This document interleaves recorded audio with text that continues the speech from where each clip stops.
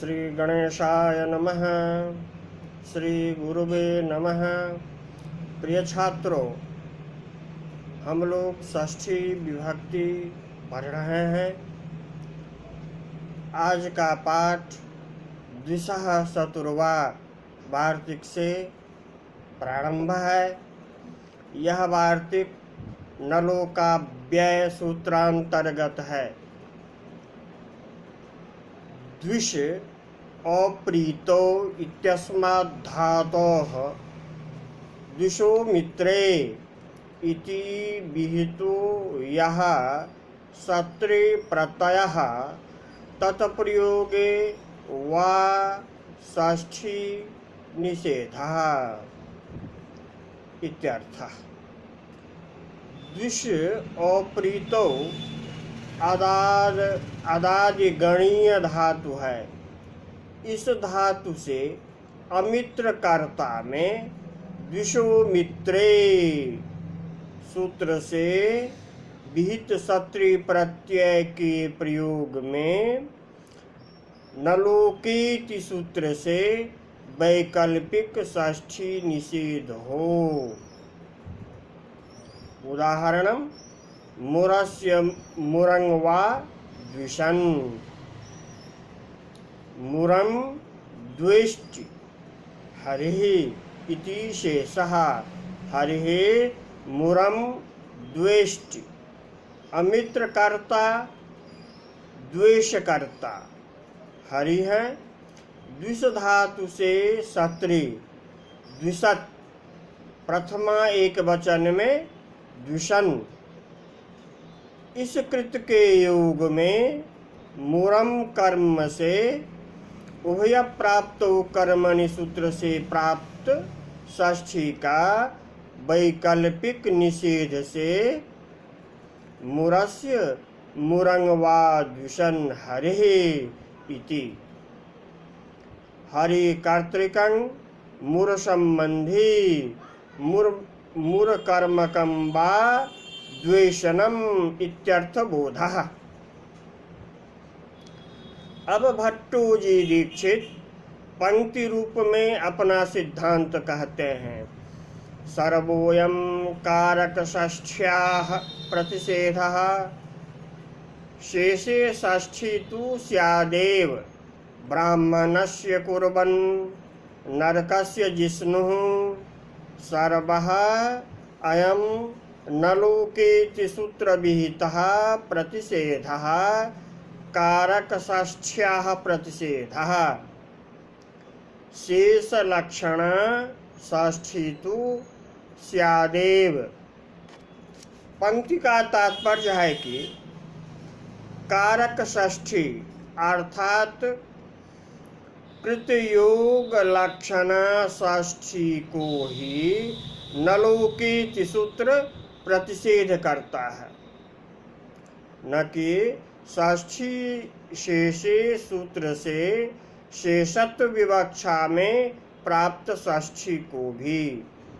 अतः प्रतिसिद्धा कृतयोग लक्षण षष्ठी की शेषत्व विवक्षा में षष्ठी हो सकती है, होती है।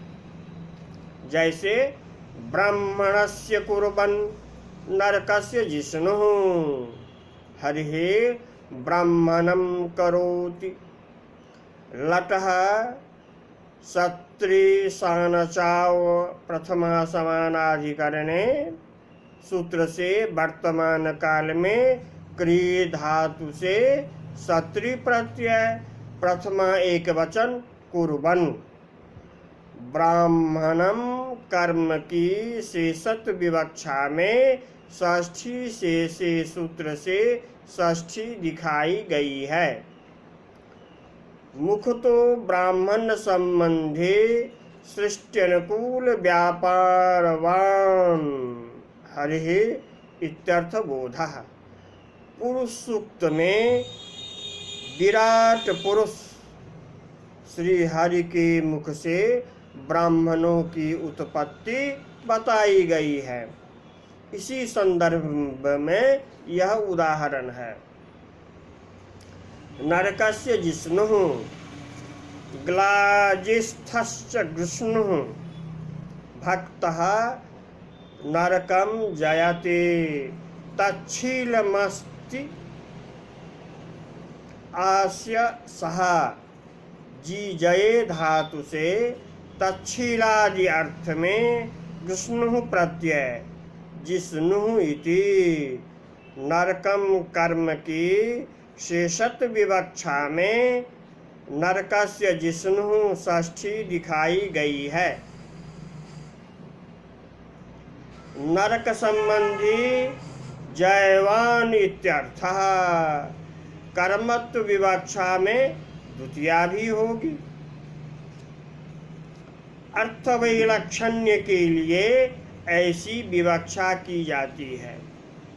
गुरु परंपरा में इसीलिए तो प्रसिद्ध है कि विवक्षातः कारकाणि भवन्ति अस्ति। अब प्रश्न उठता है कि भट्टू जी दीक्षित किस आधार पर शेषे षष्ठी तु स्यादेव ऐसा कहते हैं। इसके लिए अनंतरस्य विधिर्वा भवति प्रतिषेधो वा परिभाषा का आश्रय करते हैं। नास्ति अंतरम व्यवधानम यत्र तत् अनंतरम अव्यवहितां विधिं न लोकेति सूत्रं प्रतिषेधति न तु व्यवहितां विधिमपि। न लोकेति सूत्र अव्यवहित कर्तृकर्मणोः कृति उभय प्राप्तौ कर्मणि सूत्रों से विहित षष्ठी का ही निषेध करता है, न कि व्यवहित षष्ठी शेषे सूत्र से शेषत्व विवक्षा में प्राप्त षष्ठी का भी। अंतर माने व्यवधान, अनंतर माने व्यवधान शून्य। इस परिभाषा को इस प्रकार समझ सकते हैं। षष्ठी शेषे सूत्र पहला सूत्र है षष्ठी विधान करने का। इसके बाद कुछ और सूत्र हैं। प्रसंग है कृतयोग लक्षणा षष्ठी का, तो कृतयोग में कर्तृकर्मणोः कृति उभय प्राप्तौ कर्मणि अक्तस्य च वर्तमाने अधिकरणवाचिनश्च। इनमें अक्तस्य च वर्तमाने अधिकरणवाचिनश्च न लोकेति सूत्र का सीधा सीधा अपवाद है।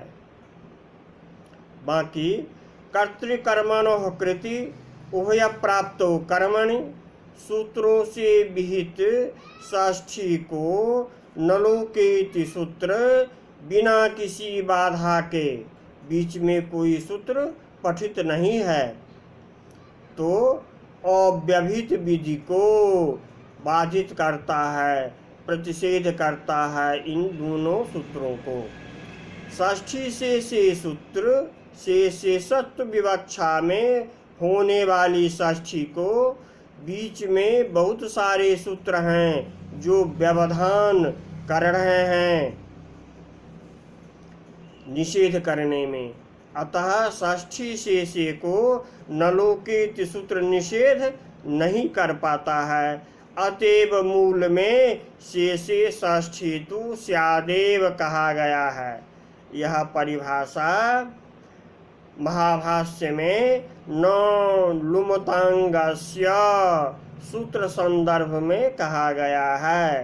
परिभाषा का स्वरूप इस प्रकार है। अनंतरस्य विधिर्वा भवति प्रतिषेधो वा पूर्वा प्राप्तिः अप्रतिषिद्धा तया भविष्यति।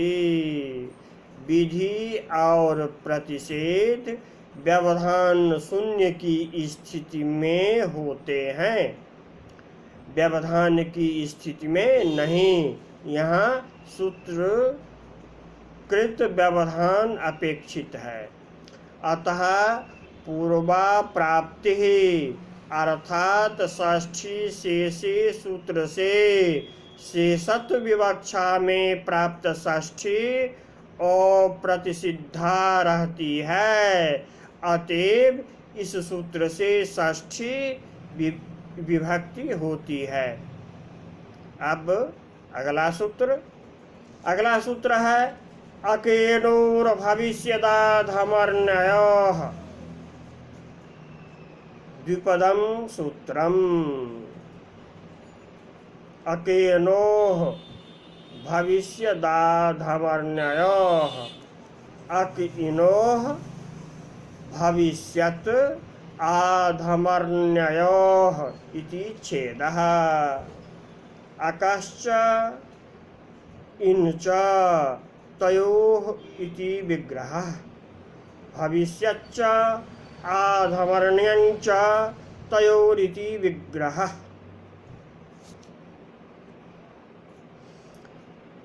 सूत्रेऽस्मिन् धारा प्रवाहन्यायेन षष्ठीत्यनुवर्तते। न लोकेति सूत्रात् न इत्यनुवर्तते। भविष्यत्यकस्य भविष्यदाधमर्ण्यार्थेनश्च योगे षष्ठी न स्यात् इति सूत्रवृत्तिः।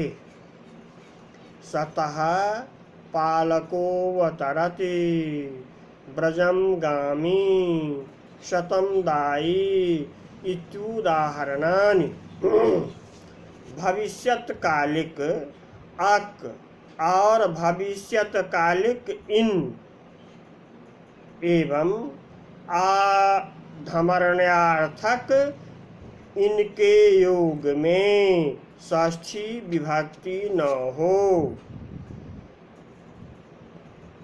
प्रिय छात्रों, जैसा कि आप लोग जानते हैं कि नूल प्रत्यय में वो शेष बचता है, फिर योर न कौ सूत्र से वो को अक आदेश होता है। ये नूल तीन प्रकार के हैं। पहला नूल त्रिचो सूत्र से नूल महाभाष्य के अनुसार यह वर्तमान कालिक नूल है। पश्तीति पाचकः पठतीति पाठकः इत्यादि। इसका इस सूत्र से निषेध नहीं है, क्योंकि यह नूल भविष्यत्कालिक नहीं है। अतः इस नूल के योग में षष्ठी विभक्ति होती है, जैसे ओदनस्य पाचकः इत्यादि। दूसरा नूल का उदाहरण रोगाख्यायां नूल बहुलम। सूत्र से रोगों के नाम के अर्थ में नूल होता है, जैसे प्रवाहिका विचर्चिका इत्यादि। यही एक वार्तिक है। धात्वर्थ निर्देशे नूल आसिका शायिका आसनम शयनम इसका अर्थ है, आदि आदि। तीसरा तुमुन्नूलो क्रियायाम क्रियार्थायाम। तुमुन और नुल भविष्यत अर्थक हैं, भविष्यत कालिक हैं। भोक्तुम ब्रजति भोज को ब्रजति। कृष्णम द्रष्टुम याति कृष्णम दर्शको याति। क्रियार्था भोक्तुम भोजकः द्रष्टुम दर्शकः इत्यादि भविष्यत कालिक क्रिया हैं। इसी भविष्यत कालिक नूल अक के योग में षष्ठी का निषेध यहाँ इस सूत्र से अभिष्ट है। सतः पालकोऽवतरति मूल में उदाहरण है। यहाँ पालकः भविष्यत कालिक अक के योग में सतः कर्म से उभय प्राप्त कर्मणि से प्राप्त षष्ठी का यहाँ निषेध है। सज्जनान् पालयिष्यन् हरिः अवतरति प्रादुर्भवति। ब्रजम गामी भविष्यत कालिक इणस्योदाहरणम। भविष्यत कालिक इनका उदाहरण है। यहाँ भविष्यति गम्यादयः गम्यादि गण में पठित शब्द इन प्रत्ययान्त साधु हों। गम्यादि गण में गमी आगमी इत्यादि का पाठ है। णित्व का अभाव होने से वृद्धि का अभाव है। प्रस्तुत उदाहरण गामी है। नित्य प्रयुक्त उपधा वृद्धि के लिए यहाँ दो मत हैं। पहला भविष्यत अर्थ लेकर आवश्यकादाधमर्णयोर्निनि इत्यावश्यके निनि प्रत्यय से गामिन सिद्ध करते हैं। दूसरा औणादिक गमेरिनि इति गामी। पाठे बाहुल्काद वृद्धे।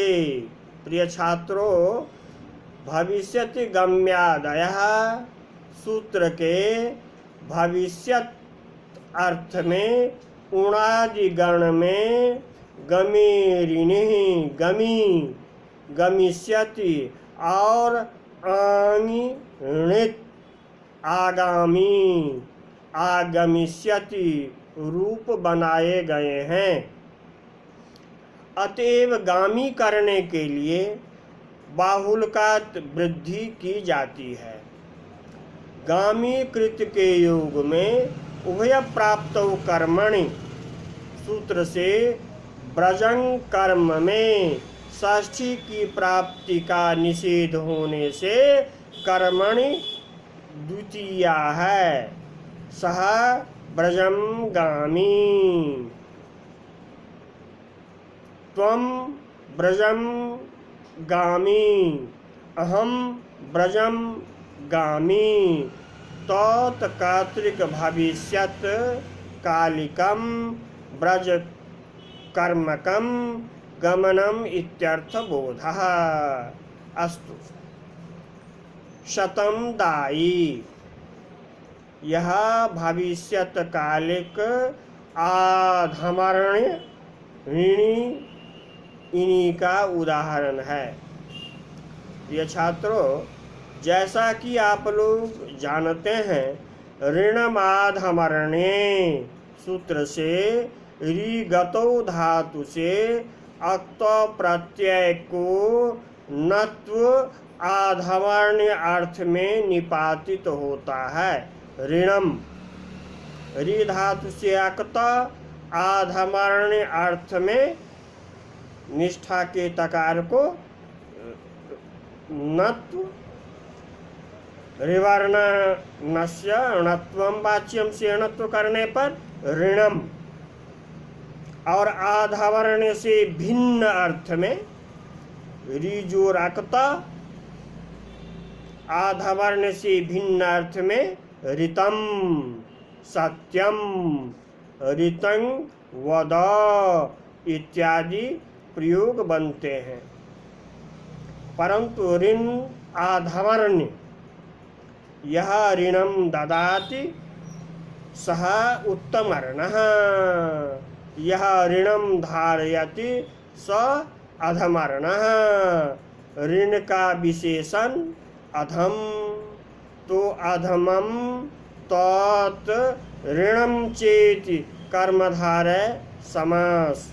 फिर राजदंतादिषु परम सूत्र से ऋण का परिनिपात, फिर गुण करने पर अधमर्णः, बहुव्रीहि समास भी आप कर सकते हैं। अधमम ऋणम अस्य सः अधमर्णः।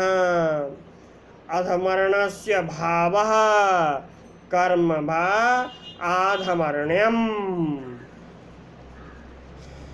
दा धातु से भविष्यत और आधमर्ण्य अर्थ में आवश्यका दाधमर्णयोर निनिः सूत्र से निनि नित्य प्रयुक्त आतो युक चिन्ह कृतो सूत्र से युक का आगम दाइन प्रथम एक वचन में दाई।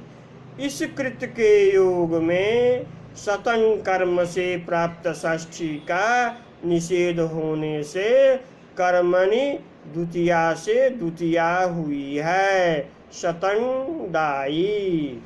ऋणत्वेन गृहीतम शतम अवश्यं प्रत्यर्पयिष्यति इत्यर्थ बोधः। आज का पाठ पूर्ण हुआ। जयतु भारतम, जयतु संस्कृतम।